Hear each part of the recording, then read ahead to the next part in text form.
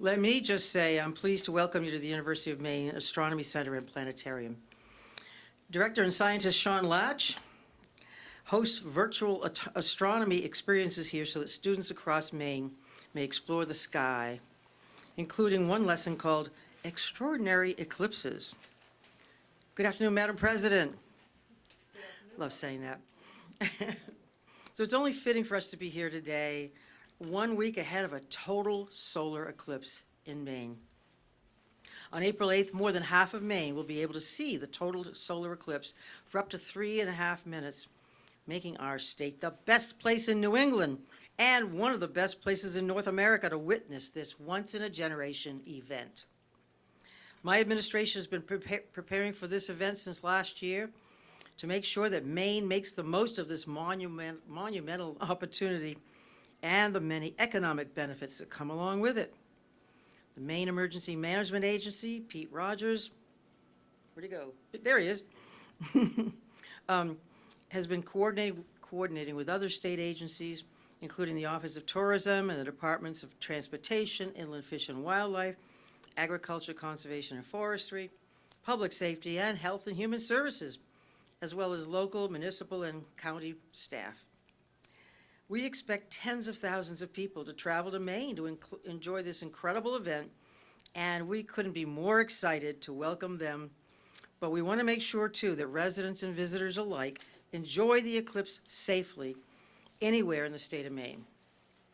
Today, I'm joined by MEMA Agency Director Pete Rogers, Transportation Commissioner Bruce Van Note, Office of Tourism Director Steve Lyons, Office of Outdoor Recreation Director Carol Ann Willett, Joe Mintz of the Maine Forest Service, and Colonel Dan Scott, Maine Warden Service, so we can share some common sense tips that you should take before, during, and after the eclipse to get the most out of this exciting experience here in Maine. First, we recommend people arrive early, and because Maine has so much to offer, we encourage people to stay late, enjoy Maine, parts of Maine you haven't seen before perhaps. And if you're driving during that time, please stick to the paved and public roads. Don't go off on some logging road. You might be surprised by a logging truck coming down the road or other things that you don't want to meet. Watch for any disoriented wildlife, for instance, that might wander into the roadway during the eclipse. And make sure you have a full tank of gas. Paper maps, because you might be out of range for GPS and internet, and plenty of snacks and water in case of delays, which are almost inevitable.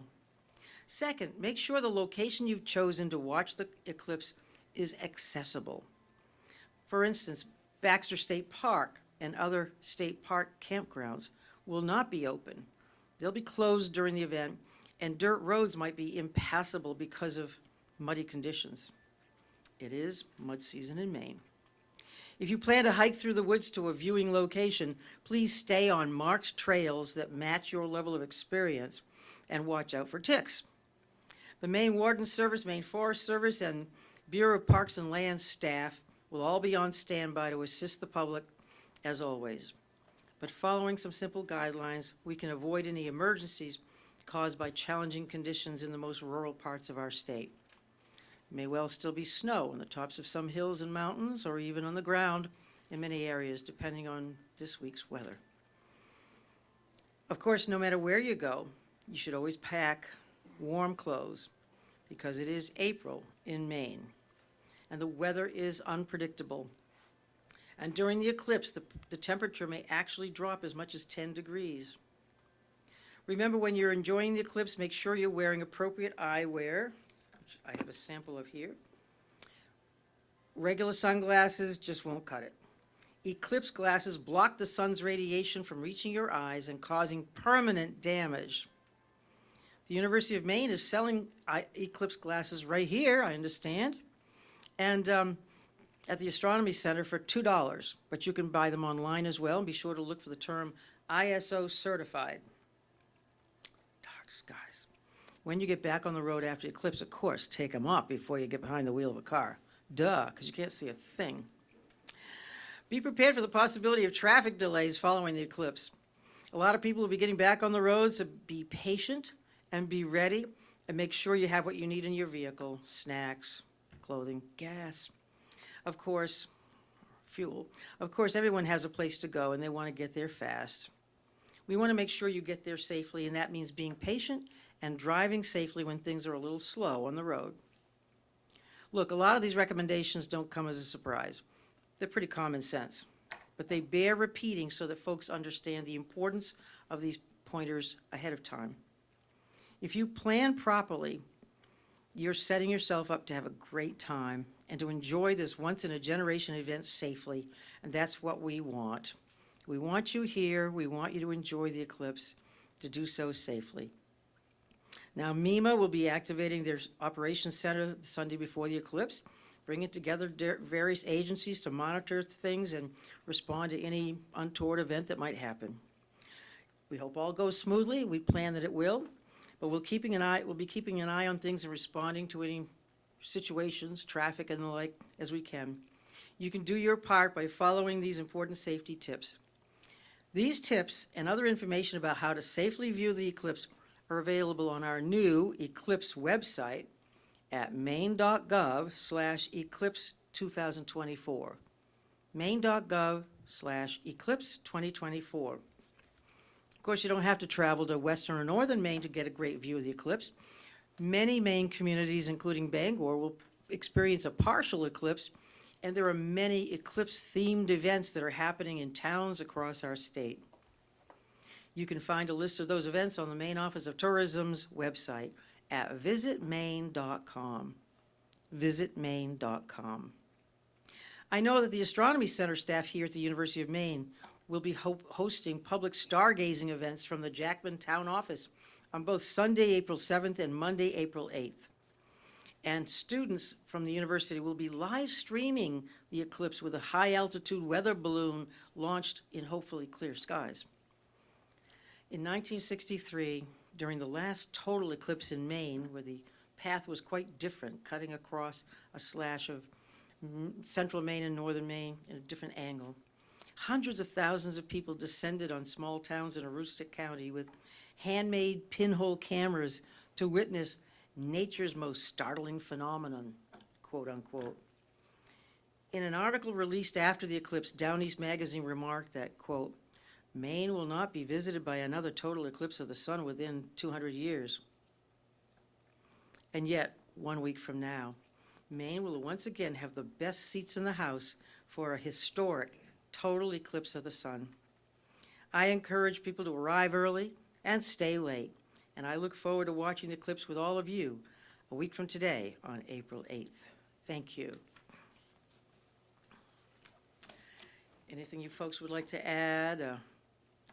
Any tips? Stay off logging roads, stay out of the woods.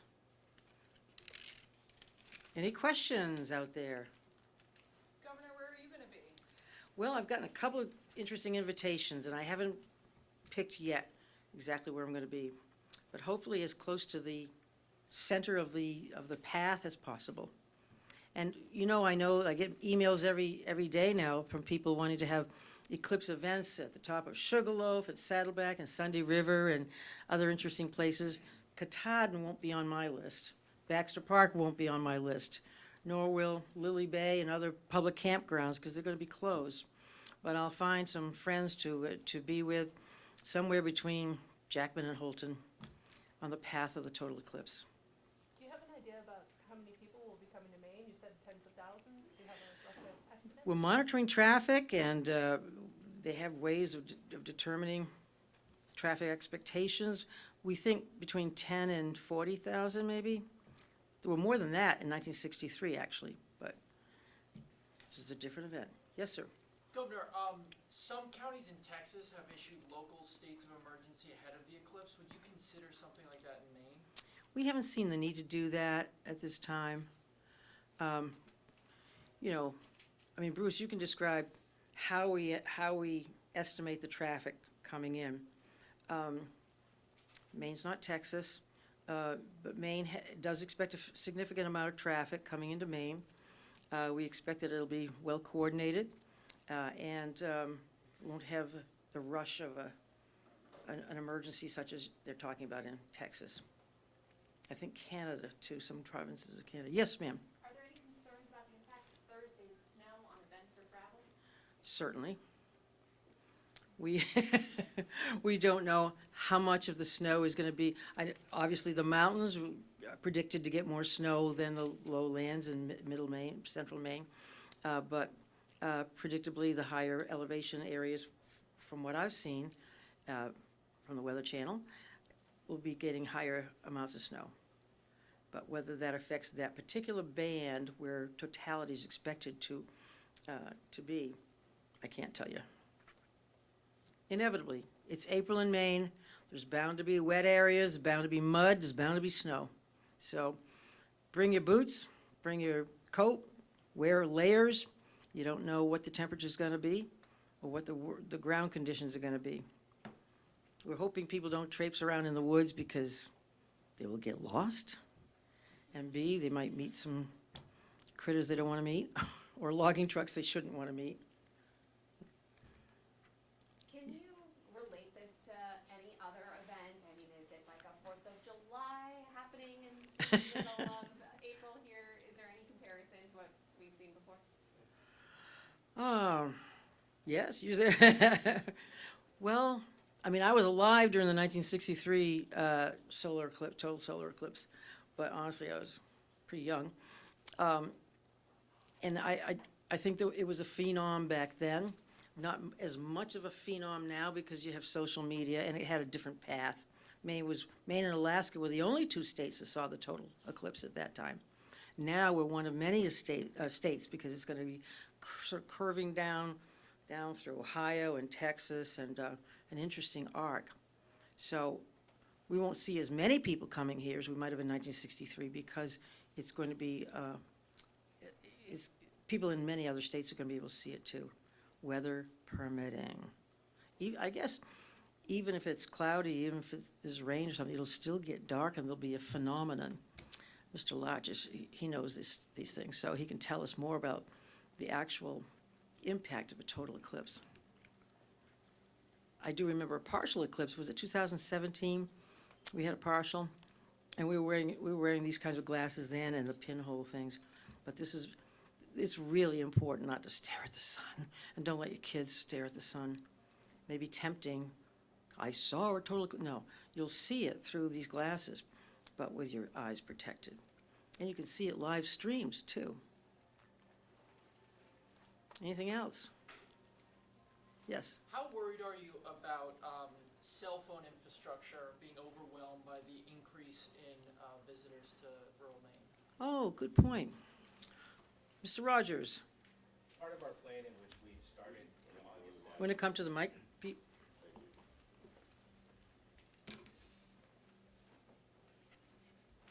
Pete Rogers, our MEMA director. Part of our planning was just that. We started looking ahead in August to get ready for this, and we've started working with the federals, the counties, the locals, the state agencies. Part of the things that we were looking at was obviously the logistics piece.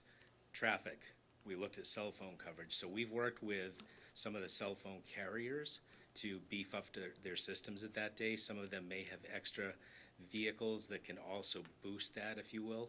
So we have been looking into that. And on that point, T-Mobile said they're not going to deploy temporary network assets like a truck. Do you think that's a mistake?